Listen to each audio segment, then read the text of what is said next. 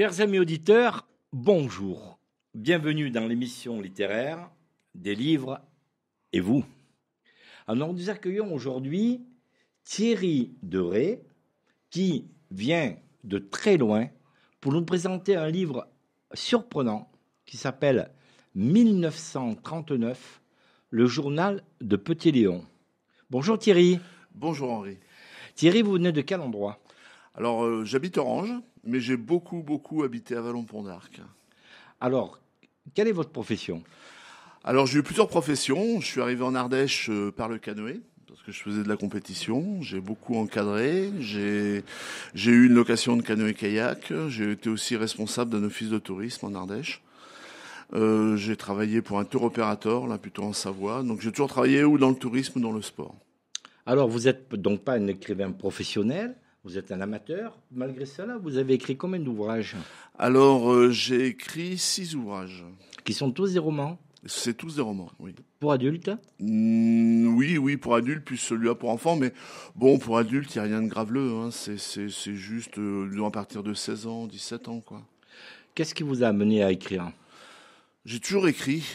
J'ai écrit quand j'étais adolescent. Et comme beaucoup, j'ai commencé, j'ai jamais terminé. J'ai noirci des feuilles, des pages.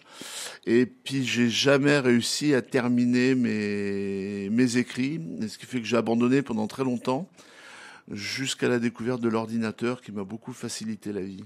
Donc c'est l'ordinateur qui a été le déclencheur.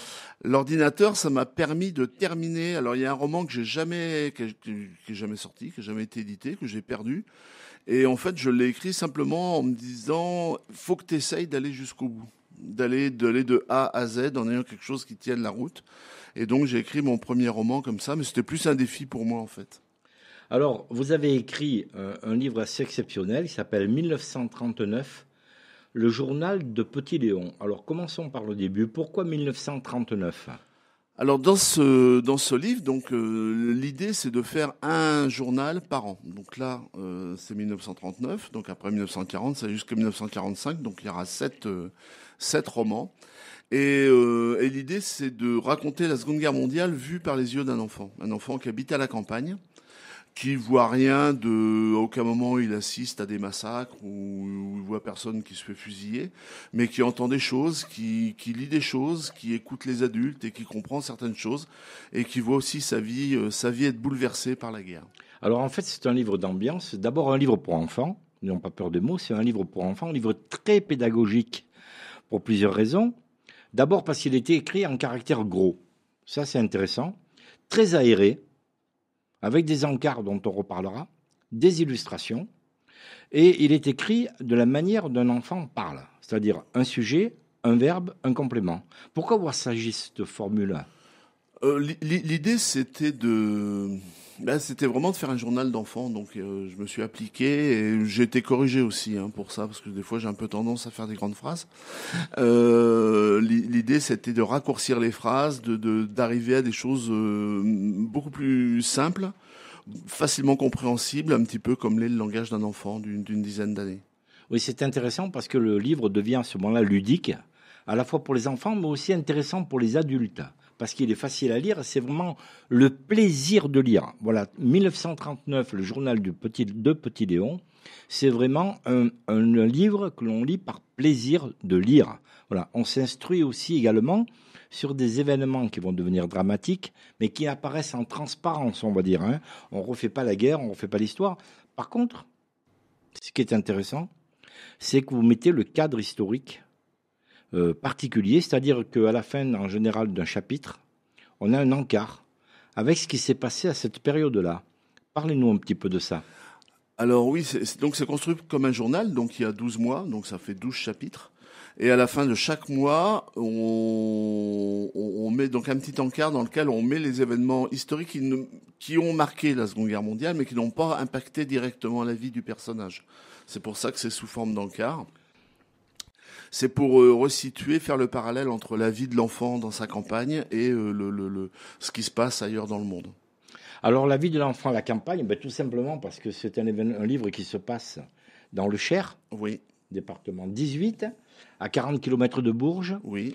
Pourquoi ce cadre? Vous le connaissez, cette région quand même plutôt campagnarde? Alors non, je suis pas du tout de cette région-là.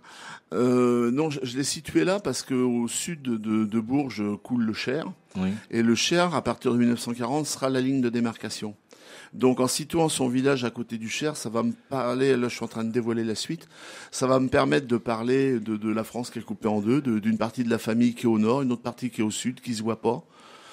Qui ont du mal à communiquer, des gens qui essayent de passer la ligne, enfin voilà, de parler de cette grande fracture qui a été la ligne de démarcation.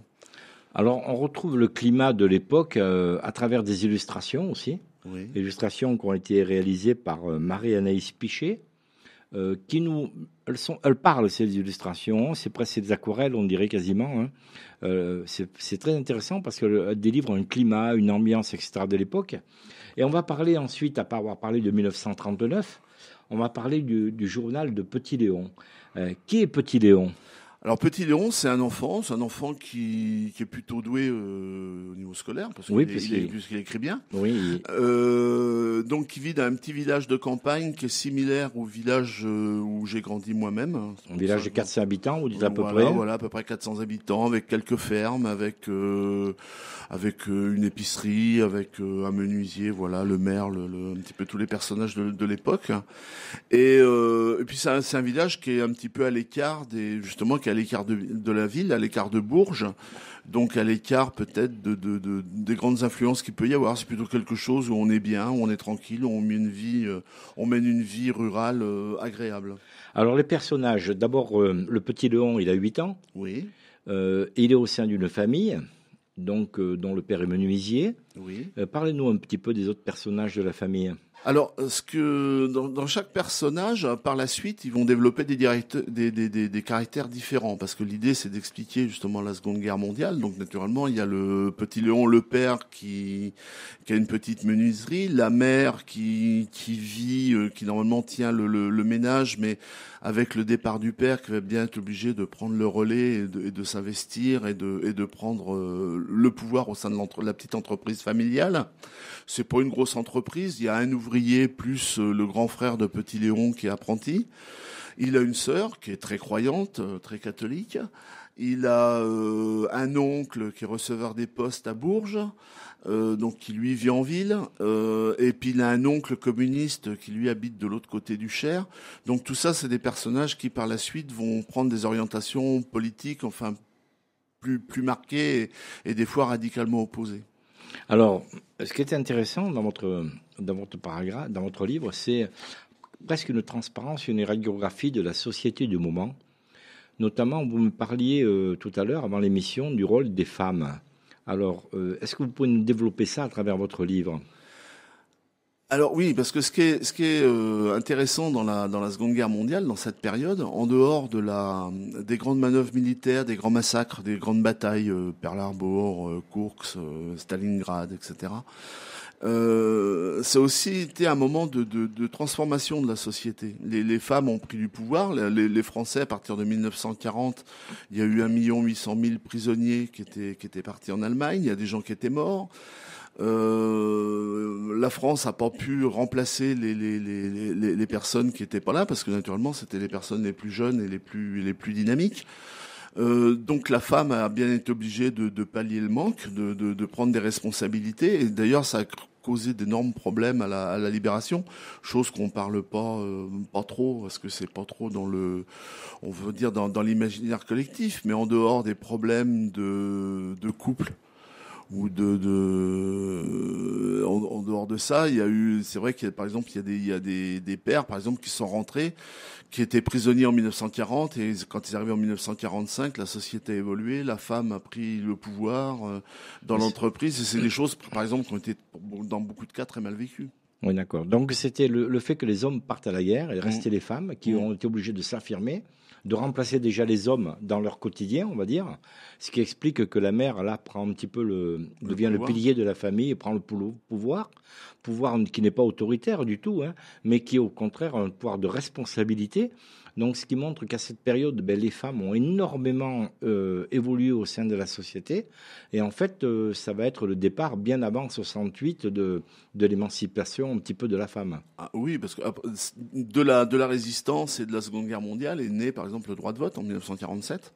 Les femmes, avant 1947, n'avaient pas le droit de vote en France. C'est vrai que il y a eu quand même des bouleversements sociaux. Alors, si on revenait à ce petit garçon, parce que c'est un livre pour les enfants, ce petit Léon, parle-nous un petit peu de lui. Comment il voit la vie, comment il parle. Alors, petit Léon, il rêve, il a 8 ans, il a des envies d'enfant, il a envie de jouer, il a envie de s'amuser avec ses copains, il est aussi très curieux, il a envie de découvrir le monde, il a pas envie de rester dans son petit village, il veut être un explorateur, il sait pas trop en fait, il cherche explorateur, reporter, botaniste, officier de marine, enfin, il imagine plein de choses. Pour lui, l'essentiel, c'est de pouvoir quitter le village et puis de pouvoir découvrir le monde qu'il découvre à travers les livres, l'Amérique, l'Asie, l'Afrique, tout ce qui le fait rêver.